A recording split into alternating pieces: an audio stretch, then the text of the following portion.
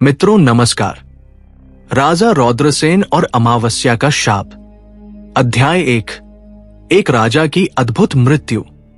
कृपाणगढ़ राज्य, जहां सोने की सड़कों से ज्यादा चमकती थी कहानियां, लेकिन एक कहानी हर किसी की जुबान पर थी।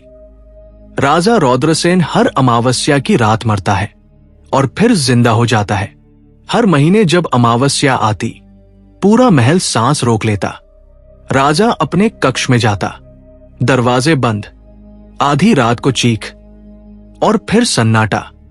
सुबह जैसे ही सूर्य की किरण महल के गुंबदों को छूती, राजा प्रकट होता, बिल्कुल स्वस्थ, मुस्कुराता हुआ, जैसे कुछ हुआ ही नहीं। अध्याय 2। महल का रहस्य।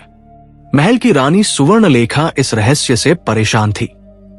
राजा से पूछती, स्वामी, आप हर अमावस्या को क्या करते हैं और क्यों दरवाजा अंदर से बंद कर लेते हैं?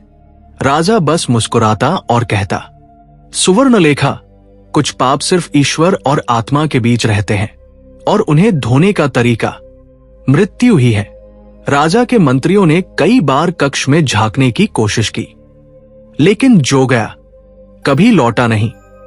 एक मंत्री ने तो लिखा था, उस रात राजा अकेला नहीं होता, वहां एक छाया आती है जो तलवार लेकर खड़ी रहती है। अध्याय 3। वो अंधा साधु। एक दिन राज्य में एक साधु आया, अंधा लेकिन दिव्य दृष्टि वाला। उसने सीधे दरबार में जाकर कहा, राजा रौद्रसेन का सिर कोई और नहीं, खुद वही काटता है।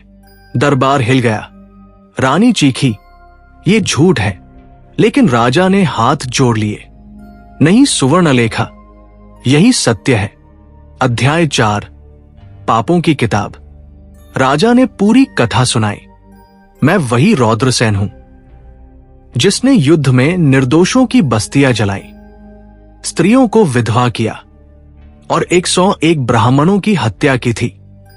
अंतिम ब्राह्मण ने मुझे शाप दिया, जब तक तू स्वयं तलवार उठाकर हर अमावस्या को अपना सिर नहीं काटेगा, तेरी आत्मा को शांति नहीं मिलेगी। मैंने वही किया।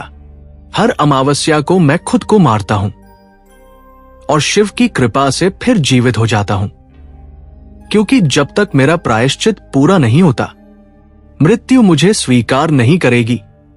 अध्याय 5। वो रात जब कुछ बदल गया। एक अमावस्या की रात राजा कक्ष में गया, लेकिन इस बार उसने ताले को बाहर से बंद करने को कहा। अंदर गया, कहा, अब समय आ गया है अंतिम मृत्यु का, इस बार वापस नहीं लौटूंगा। सुबह दरवाजा खोला गया। भीतर सिर्फ राख थी, ना शव, ना सिर, सिर्फ एक लहू से लिखा अक्षर, शिव। अध्याय 6।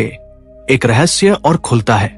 रानी ने साधु से पूछा, क्या अब रौद्रसेन को मोक्ष मिल गया?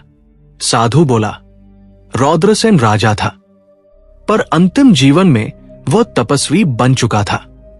अंतिम रात उसने खुद को अग्नि को अर्पण किया और कहा, अब मैं तुम्हारा हूं प्रभु, इस आत्मा को ग्रहण करो।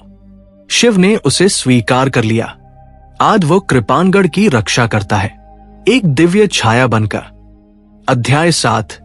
अंतिम सीख। हर पापी के अंदर एक राजा रौद्रसेन छुपा है। अगर मन से प्रायश्चित किया जाए तो अमावस्या की सबसे काली रात भी मोक्ष की ओर ले जा सकती है। लेकिन सवाल यह है, क्या हम भी अपने पापों को स्वीकार करने की हिम्मत रखते हैं?